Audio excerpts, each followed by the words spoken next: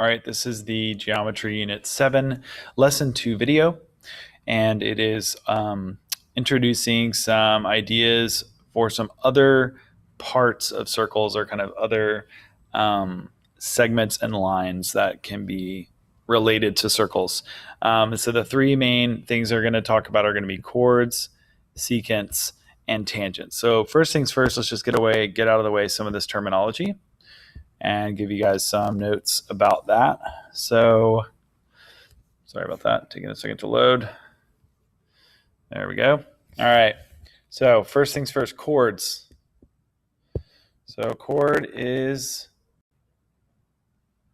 actually don't need that in there.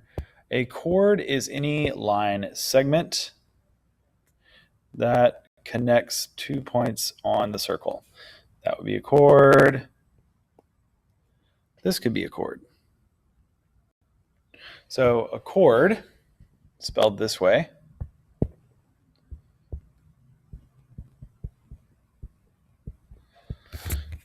line segment inside the circle. All right, next we have secants. A secant is basically similar idea, except this is a line that crosses through the circle at 2 points. So whereas a chord is just a line segment that just goes on the inside, a secant is a line intersecting the circle.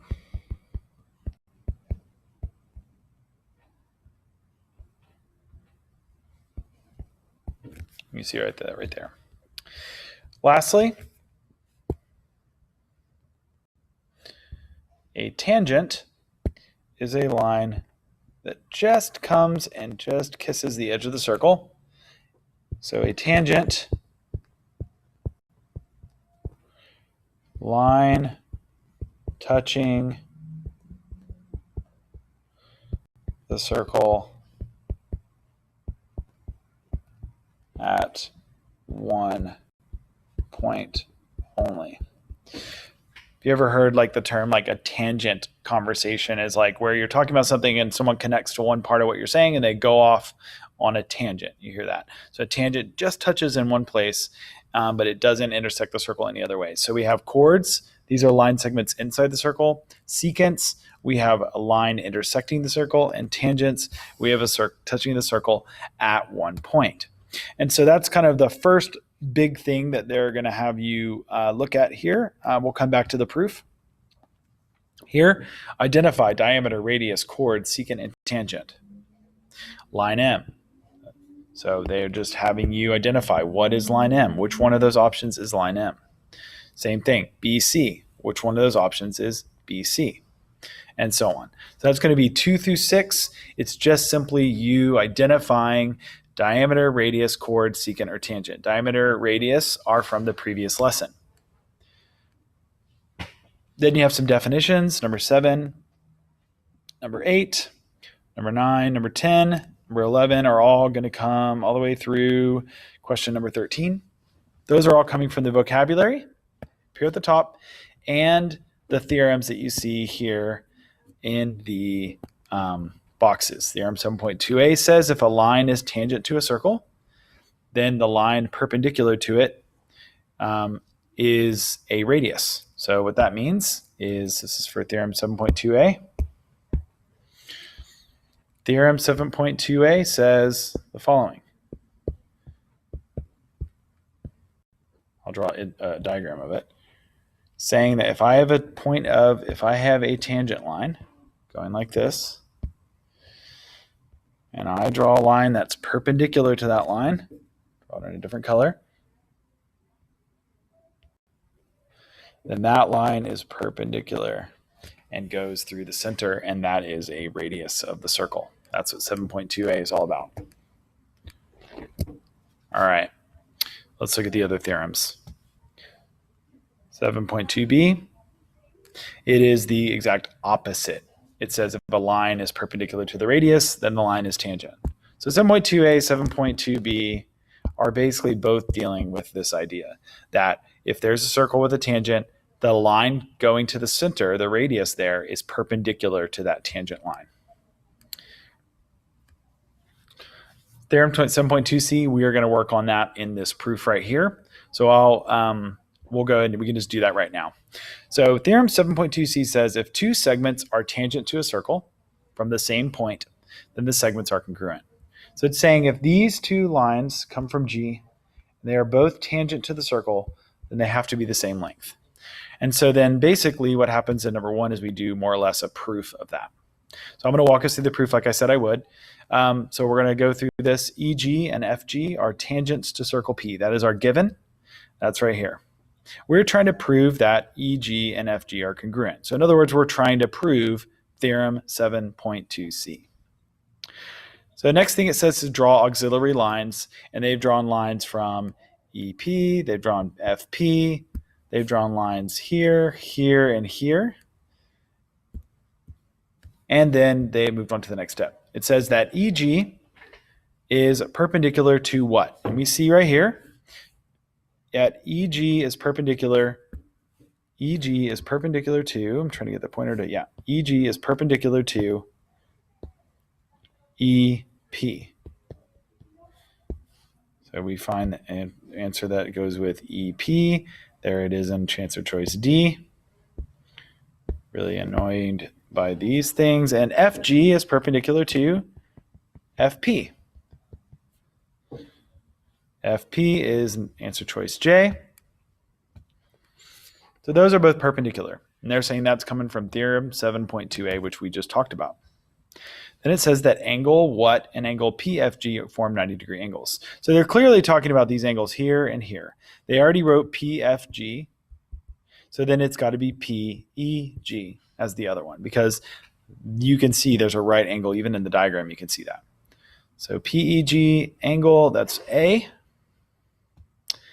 It's choice A because it says PEG right there. PEG and blank are right angles. Well, if they're 90-degree angles, then they're also right angles. So it's got to be the same two angles. So E or PFG is the answer for that one. Pretty straightforward so far. What is that? That's the definition of, what do you think it is? It's got to be the definition of right angles. There it is, answer choice F. Answer choice H.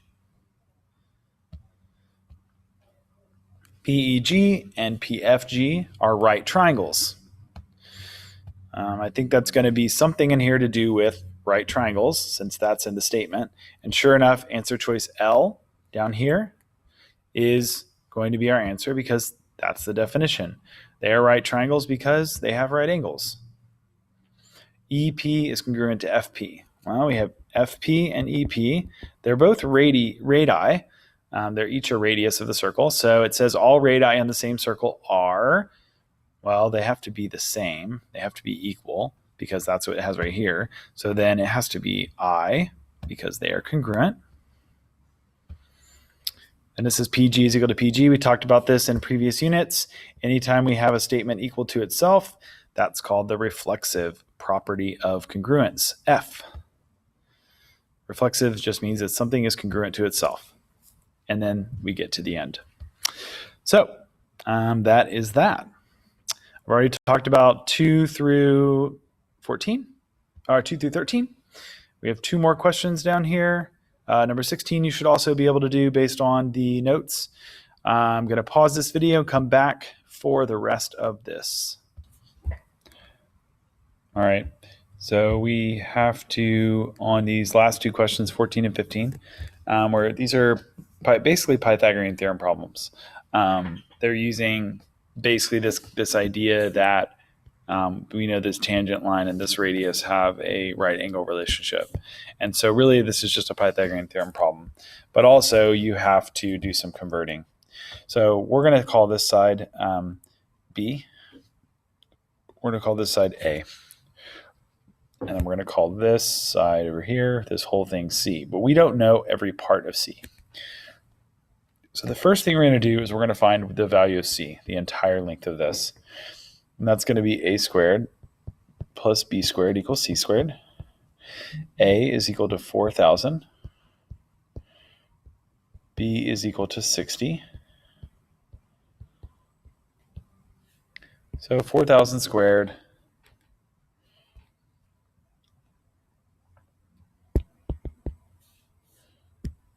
plus 60 squared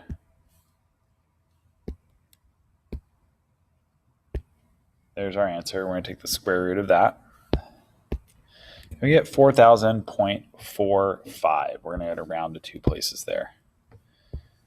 So 4,000.45 equals C. We already did the square root, so that equals C. So then all we have to do there is subtract these other parts. So obviously we're going to subtract 4,000. So we end up with 0.45 miles.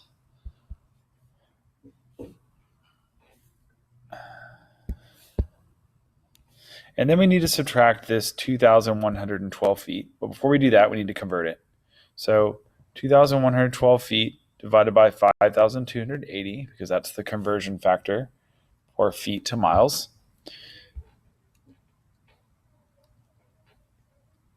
2,112, 2,112 divided by 5,280 gives me 0.4. So minus 0.4, you see this is a little bit of a strange problem. So I end up with 0.05 miles. And then we're going to convert that into feet, because the answer for some reason is in feet. Find the height of the tower in feet. So we're going to multiply that times 5,280. Hop over here, times 5. Back up, let's go to the next thing. 0.05 times 5,280 equals 264. And there's our answer right there. Very odd problem, so it's kind of why I'm working this out for you. So this is another similar kind of deal. I'll go ahead and work this one out for you as well. We have our C value right here. Our C value right here. We have our A value right here. And we have our B value that we don't know. So we're going to do A squared, which is 4,000, plus B squared, we don't know, equals C squared. 4,000 miles plus 132 feet. So again, we got to do converting.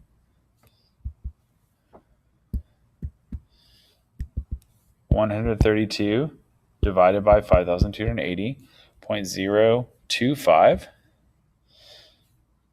So it's 4,000.025, again, squared. So we'll square both of those, and we'll end up subtracting the 4,000 squared from both sides. So 4,000.25 squared,